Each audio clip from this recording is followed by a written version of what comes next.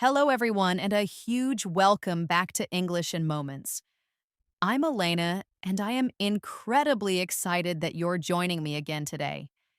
If you tuned in to our last episode, you know we embarked on a fascinating journey into the world of phrasal verbs, those tricky but utterly essential combinations of words that make up so much of natural American English. We covered what they are, why they're so vital, and explored a fantastic first set of verbs that immediately help you sound more authentic. Well, based on your amazing feedback and how much that episode helped so many of you, we're doing it again. Today, we're diving even deeper with part two of mastering essential phrasal verbs. If you're still feeling a tiny bit overwhelmed by phrasal verbs, or if you're ready to take your understanding to the next level, you are absolutely in the perfect place. We know they can be a bit of a puzzle sometimes because their meanings often seem completely unrelated to the individual words. It's like magic. You put get and up together, and suddenly it's not just about moving your body upwards, but about leaving your bed in the morning. But trust me, once you start recognizing and using these powerful combinations, your English will truly transform. You'll stop feeling lost in conversations. You'll start understanding movies and podcasts without constantly pausing, and you'll begin to express yourself with a fluidity and naturalness that truly sounds like a native speaker. Imagine the confidence that comes with knowing you can keep up with any conversation. Native speakers use phrasal verbs constantly, effortlessly, in every type of conversation, from casual chats with friends to more formal discussions at work. They are the essential glue that holds together so much of our everyday language. Trying to communicate or understand without them is like trying to build a house without proper nails. It just won't hold together perfectly. Ignoring them means missing out on a huge, vibrant part of what makes American English sound, well, truly American. Today, we're going to unlock another amazing collection of incredibly common and useful phrasal verbs. These are the ones that often have a bit more nuance or multiple meanings, which makes them super valuable once you understand them. We'll break down their precise meanings, explore different ways they're used with plenty of real life examples that you can easily connect with, and, crucially, give you simple practice prompts so you can immediately start putting them into action. We'll also gently touch upon some of the common traps and how to beautifully glide past them. By the end of this episode, my promise to you is that you'll have a much clearer, calmer understanding of another significant chunk of American English phrasal verbs. This isn't just about learning definitions. It's about building your confidence piece by piece, training your ear to catch these phrases naturally, and empowering your voice to sound effortlessly natural. So, whether you're building on your knowledge from part one or jumping in fresh, get ready for another power packed yet wonderfully peaceful lesson. Let's not waste another moment. Let's get started on mastering essential phrasal verbs, part two. Before we dive into our new set of phrasal verbs, let's just do a quick, very simple recap of what a phrasal verb actually is, just to make sure we're all on the same page. As we discussed in part one, a phrasal verb is basically a verb. That's your action word, like get or look, combined with a small word that we call a particle. This particle is usually a preposition, like in, out, over, or through. The most important thing to remember, the real magic, is that this combination creates a brand new meaning that is often completely different from the original verb on its own. Think of it like this: the verb is a simple ingredient, Let's say a plain piece of bread. The particle is another simple ingredient, maybe a slice of cheese. When you put them together, you don't just have bread and cheese, you have a sandwich. It's something new, something delicious, and something you use every day. Phrasal verbs work exactly like that. They take simple words and combine them to create something unique, something flexible, and something that makes our language sound so wonderfully conversational. They're what make English lively and real. Now, are you ready to explore our next set of essential phrasal verbs for part two? We'll go through them one by one, giving you crystal clear meanings, plenty of easy to understand examples, and quick practice opportunities for each one. Listen closely, relax, and feel free to repeat after me. Communication and interaction. Phrasal verbs. Let's begin with phrasal verbs that involve communication, expression, and making ideas clear to others. These are crucial for daily conversations and presenting your thoughts. First up, a very useful one for when you're trying to share your thoughts. Get across. This means to make something understood, to successfully communicate an idea or a message. It's all about clarity in your expression, making sure your listener truly grasps what you mean. For example, imagine you're in a meeting. I hope I was able to get my idea across clearly in the meeting today. Or sometimes when you're explaining something complex.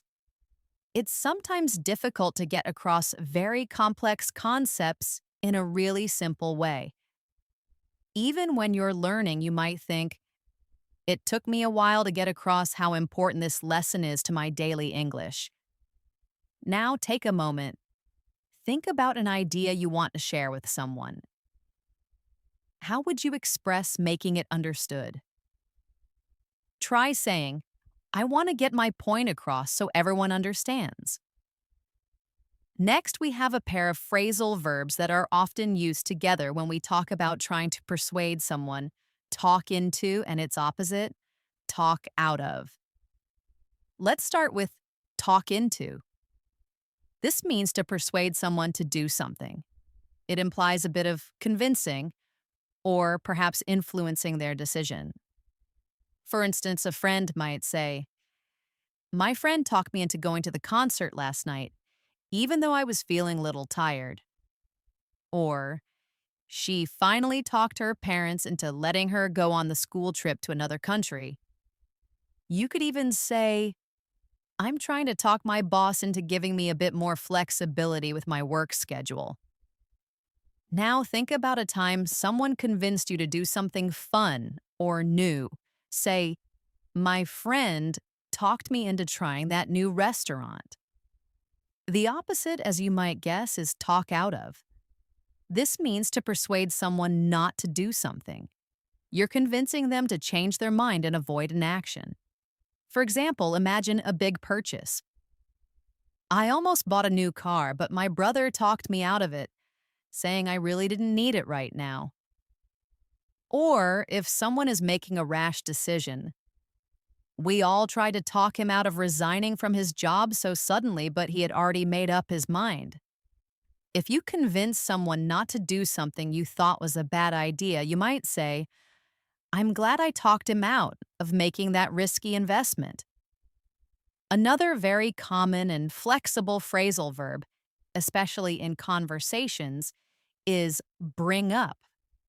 This phrasal verb has a couple of important meanings that are good to know.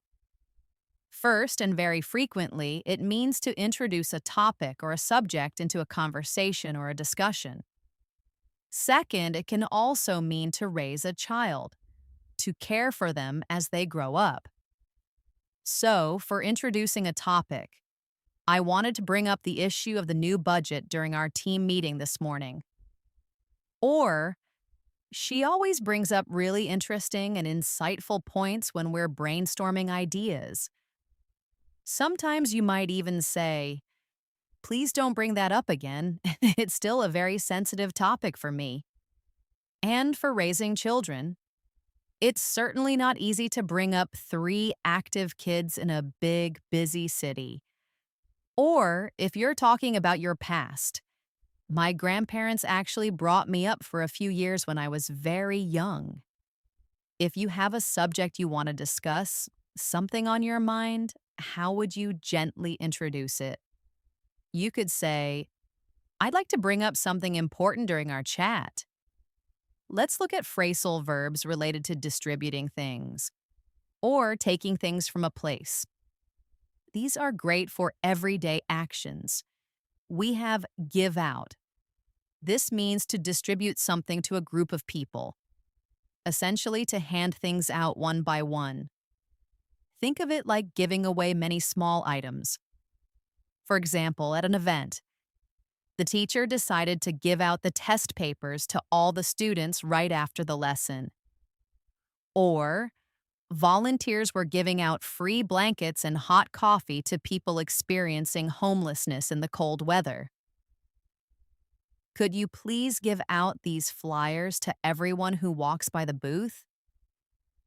If you're distributing something, imagine yourself in that situation and say, I'll give out the snacks to the children.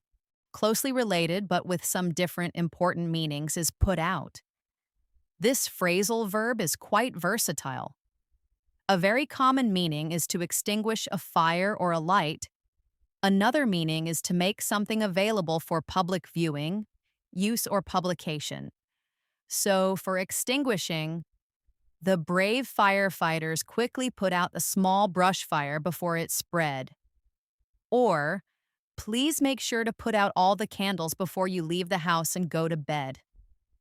For making available, the technology company will put out a brand new product next month and everyone is excited. Or, they usually put out new information about the upcoming festival on their website every Friday. If you're extinguishing something, like a fire, you might say, remember to put out the campfire completely before you go to sleep. Now, for those moments when you need someone to wait patiently or to hold on to something firmly, we use hold on. This means to wait for a short period of time, especially on the phone, or to hold tightly to something to prevent falling or dropping it. For example, if you're on a phone call and need a moment, please hold on a moment. I just need to connect you to the correct department. Or can you hold on? I need to quickly check something on my computer. And for holding tightly, please hold on tightly to the railing as you go down these slippery stairs. If you need someone to wait briefly, whether on the phone or in person, say, just hold on a second, I'll be right there. Very similar in meaning and often interchangeable in informal settings, we also use hang on. This informally means to wait for a short time or to hold tightly. Ooh, it's a bit more casual than hold on. For instance, hang on, I'm almost ready to go. I just need to grab my keys. Or, can you hang on to this important document for me for a minute while I tie my shoe? If you're telling someone to wait casually, perhaps your friend say, hang on, I'll be right back. And for when you need to reply to someone later, a very common phrase is get back to. This means to reply to someone by speaking or writing, usually after a delay because you were busy or needed to find information. You might say, I'm busy in a meeting right now, but I'll get back to you later this afternoon with an answer. Or, she said she would get back to me with all the information about the project by tomorrow. If you promise to reply to someone after a little while, say, I'll get back to you as soon as I have an update. A wonderful phrasal verb that expresses anticipation for the future is look forward to. This means to feel pleased and excited about something that is going to happen. It's about positive expectation. For example, I'm really looking forward to my vacation next month. I need a break. Or, we're looking forward to seeing you at the party on Saturday evening. You might also say, I always look forward to your new English in Moments episodes. If you're excited about an upcoming event, say, I'm really looking forward to the weekend. Problem solving and management phrasal verbs. Let's move on to phrasal verbs that are all about problem solving, overcoming challenges, managing situations, and how things actually turn out. These are super practical for everyday life and work. A very positive and active phrasal verb that you'll hear constantly is work out. This one is fantastic because it has several key meanings. First, it means to solve a problem or a difficult situation successfully. It suggests that things can be resolved. For example, don't worry about the small disagreement. I'm sure everything will work out in the end. Or, we need to sit down together and work out a fair solution to this problem.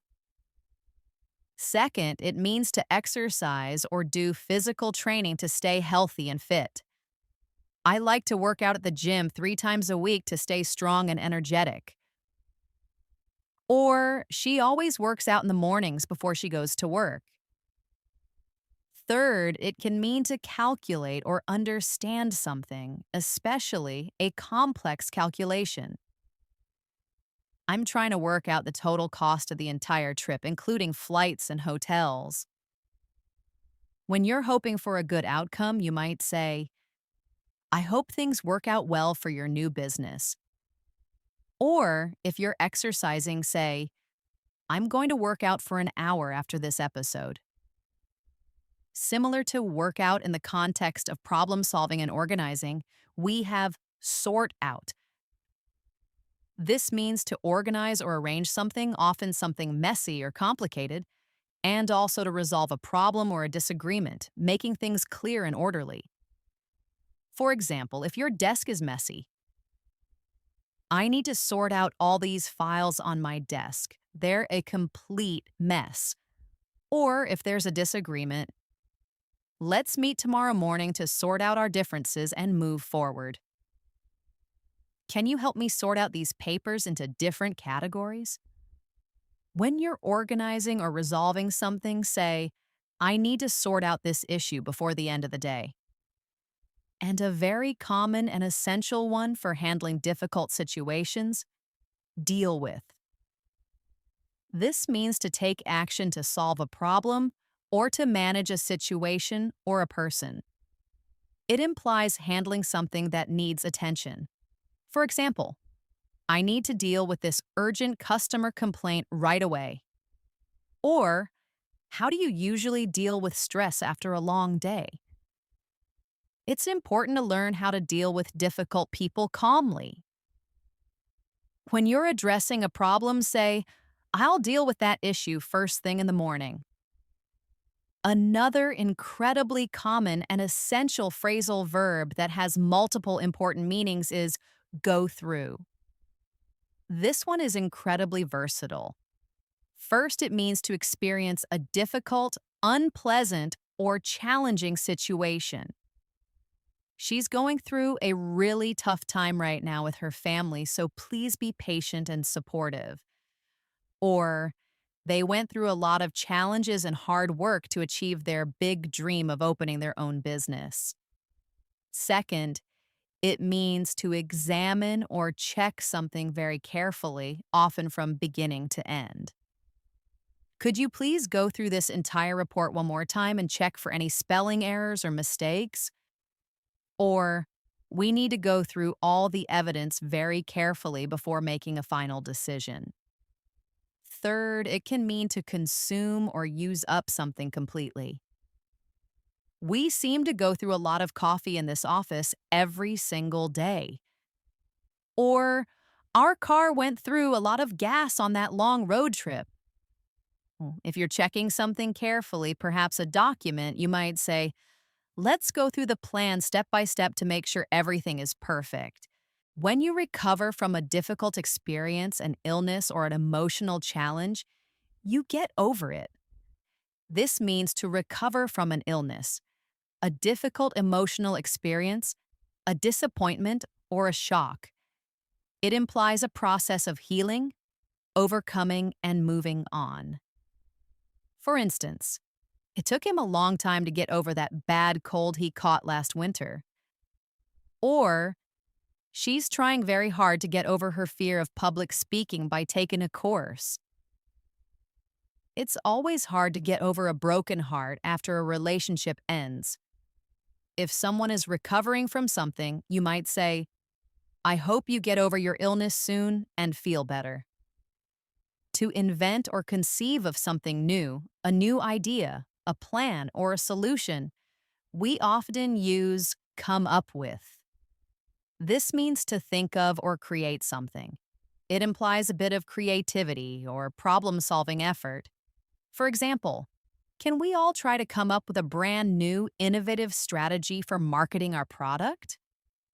Or, he always comes up with really great imaginative ideas during our brainstorming sessions. They need to come up with a viable solution to the pressing financial problem. But if you're trying to generate new ideas or solutions, you might say, let's try to come up with a truly creative solution for this challenge. A very common phrasal verb for accepting responsibility or a challenge is take on. This means to accept a responsibility or a task, to agree to do something. It can also mean to fight or compete against someone or something. For example, she decided to take on the new project, even though it was very challenging. Or, don't take on too many tasks at once or you'll get overwhelmed. The small company took on the bigger competitor in the market. If you're accepting a new responsibility, say, I'm ready to take on this new challenge. Sometimes machines, systems, or even people can stop functioning properly. For that, we use break down. This phrasal verb has a few significant meanings. First, it means to stop working, typically for a machine or a system. Second, it means to become very upset emotionally, often to the point of crying. Third, it can mean to divide something into smaller, more manageable parts for analysis or understanding. For a machine, my car suddenly broke down on the highway this morning, and I had to call for roadside assistance. For emotions, she broke down in tears when she heard the incredibly sad news about her old friend. For dividing, let's break down the entire project into smaller, more manageable tasks so it doesn't seem so overwhelming. If a machine stops working, you might say, oh no, my computer just broke down right in the middle of my work. And when you're trying to understand something that's difficult to see or hear, we use make out. This means to manage to see, hear, or understand something with difficulty, often because of poor conditions. It can also informally mean to kiss and cuddle romantically. For understanding with difficulty, I can't quite make out what he's saying from here. The music in the background is too loud. Or, it was so incredibly dark I could barely make out the outlines of the trees in the distance. For romantic activity, informal, very casual, they were making out in the back row of the movie theater during the quiet scenes. If you're struggling to hear something clearly, say, I can't quite make out the words you're saying. Daily occurrences and situations. Phrasal verbs. Now let's explore some more phrasal verbs for daily occurrences, how unexpected events unfold, and how various situations develop over time. These are all about the flow of life. A very common one for concluding a sequence of events, often in a surprising way. End up. This means to finally be in a particular place or situation, often unexpectedly, as a result of a series of actions or a process. For example, after a long walk. After wandering around the new city for hours, we happily ended up at a fantastic little hidden cafe. Or, as a warning, if you keep driving without a map or GPS, you might end up completely lost in the countryside. He studied incredibly hard for years and ended up getting a really great job at a prestigious company. Think about a journey you took or a decision you made. Say, I hope I end up living in a beautiful place by the sea someday. A very practical phrasal verb for daily management is run out of. This means to use up a supply of something completely so that there is no more left. For example, oh no, we've run out of milk. I need to go to the store. Or I can't finish the report because I've run out of time. The car almost ran out of gas on the highway. If you've used up a supply, say, we've run out of coffee, so I'll make tea. When you need to escape or leave for a short break, you get away. This means to go somewhere for a short vacation or a break, or to escape from a place or a difficult situation. For instance, we're hoping to get away for a weekend trip to the mountains next month to relax. Or, unfortunately, the cunning thief managed to get away from the police before they could catch him. If you're dreaming of a vacation, say, I really need to get away from everything for a few days. When something new happens or appears, especially an issue or a topic, we often use come up. This means for a topic or issue to arise or be mentioned in a conversation or meeting, for something new to happen or appear unexpectedly. For example, a new problem has suddenly come up at work, and we need to deal with it immediately. Or, what important questions did you come up with during your last discussion? Notice how this links to come up with. I hope nothing unexpected comes up today that changes our plans. If a new issue or topic suddenly appears, say, something important has just come up. To investigate something, to look into it deeply, we often say, look into. This means to investigate or examine a situation or a problem carefully. It implies a detailed inquiry. You might say, the company promised to look into the customer's complaint about the faulty product. Or, we need to look into this issue much more deeply before we can make a final, informed decision. If you're going to investigate something for someone, say, don't worry, I'll look into that for you right away. When you test something, especially something new, you try out it. This means to test something new to see if it is suitable, effective, or if you like it. For instance, I'm going to try out this new recipe for dinner tonight. I hope it's delicious. Or, do you want to try out the new software update to see if it fixes the bugs? You should definitely try out that new coffee shop that just opened downtown. Their lattes are amazing. If you're testing something new, say, I want to try out this new exercise routine at the gym. When someone faints or loses consciousness, even temporarily, we use pass out. This can also mean to distribute something similar to give out, but the fainting meaning is very common. For fainting, it was so hot and crowded in the room that a few people started to pass out from the heat. For distributing, the volunteers helped to pass out informational brochures to everyone attending the event. If someone faints, you might say, he passed out from exhaustion after running the marathon. When someone or something arrives or appears, especially if it's unexpected or after a delay, we use show up. This means to arrive or to appear. For example, I waited for him for an hour at the restaurant, but he never showed up for our appointment. Or, a surprisingly large number of people showed up for the protest despite the heavy rain. If someone arrived, say, she finally showed up at the party around 10 p.m. To describe how things develop or are discovered to be in the end, we use turnout.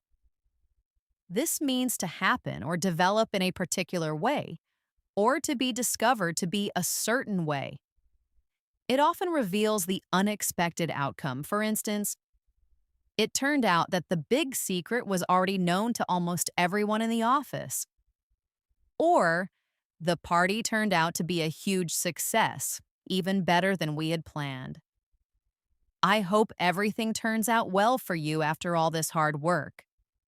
If a situation develops, you might say, it turned out to be a beautiful sunny day after all the rain this morning. When someone enters a place by force or illegally, we use break into. This means to enter a building or a place illegally, typically using force or breaking a lock. For example, someone tried to break into my car last night, but luckily they didn't succeed. Or the police suspect that the thieves broke into the museum through a hidden back entrance. If a building was entered illegally, you might say, someone broke into the office building overnight. And simply to return to a place after being away. Come back. This means to return to a particular place or location. For instance, I'll come back home right after I finish work today. Or, when did you come back from your amazing trip to Japan? If you're returning, say, I'll come back later to finish this task. Understanding the nuance, how particles shape meaning in deeper ways. As you've heard today, even with the same main verb, a different particle can create a completely new meaning. It's truly fascinating.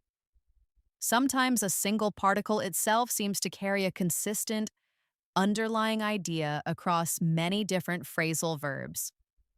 While this isn't a strict rule for every single case, it can be a really useful mental shortcut, almost like a hint to help you understand new ones.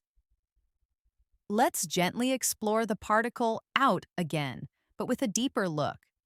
Often, out suggests removal, completion, revelation, or external movement. Think of something moving from inside to outside, or something becoming completely done, or information being revealed. Find out. Here, out implies revealing information that was hidden or unknown. You find it out in the open. Go out. This is literal, leaving a place to go outside. Give out. Out means distributing to many, spreading it out. Put out. For a fire, you're taking it out of existence. For information, you're putting it out for the public to see. Work out. When you solve a problem, you often find a solution that works out a tangled situation. When you exercise, you're putting energy out. Chill out. Here, out implies getting rid of stress, moving it out of your mind or body. Run out of. You use something until it's completely out, gone. Or consider over. Often, over suggests completion, crossing a barrier, or reviewing thoroughly. It implies a kind of transition or thoroughness. Go over. When you review, you're going over every detail, covering it completely. Get over. You're overcoming an obstacle, moving over a difficult period. Talk over. You're discussing something over and over until it's completely understood or resolved. Recognizing these subtle patterns and tendencies of the particles can be a powerful tool as you continue to expand your phrasal verb vocabulary. But always remember, the most important thing is still to learn each phrasal verb in its full, natural context. The patterns are just a helpful bonus to guide you along the way and make the learning journey a bit smoother. Advanced strategies for mastering phrasal verbs. Beyond the basics. You've now got an incredible foundation with dozens of essential phrasal verbs under your belt from both parts of this series. To truly integrate them into your fluency and make them sound incredibly natural, here are a few more advanced strategies to layer onto what we discussed in Part 1. These are designed to help you not just learn them, but truly live them in English. First, and this is a game changer, visualize and create strong mental images. Because phrasal verbs are so often idiomatic, Directly translating them word for word won't work and can actually confuse you. Instead, try to create a vivid mental picture or even a small dynamic mental video clip for each meaning of a phrasal verb. For get over, don't just think recover. Imagine a person literally stepping over a huge, rocky obstacle to get to a beautiful, sunny, clear path. For break down, imagine a car suddenly stopping and steam coming out, or a person slumping down, overwhelmed with tears. These strong, personal mental images act as incredibly powerful memory aids that bypass direct translation and go straight to meaning. Second, embrace the power of spaced repetition. This isn't just a fancy phrase, it's a scientifically proven method for memorizing vocabulary much more efficiently than traditional rote learning. Instead of just reviewing long lists, use digital flashcards or a dedicated spaced repetition app, like Anki or Quizlet, which are very popular. With these tools, you're prompted to recall the phrasal verb's meaning and even its separable, inseparable nature at increasing intervals. If you get it right, the next review is scheduled further in the future. If you get it wrong, it shows up again sooner. This ensures you're reviewing precisely when you're about to forget, optimizing your memory retention and making the process feel less like a chore. Third, a wonderfully creative way to practice is to engage in storytelling with phrasal verbs.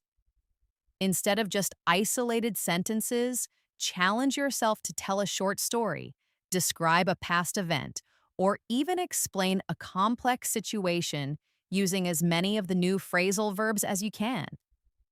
For example, this morning I had to get up really early because my alarm unexpectedly went off too soon.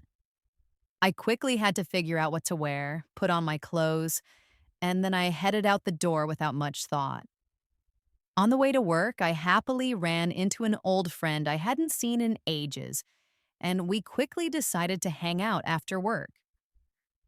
Later, a big problem suddenly came up at work, but luckily, after a lot of effort, we managed to work it out by the end of the day. When I finally got home, I just wanted to chill out and relax completely.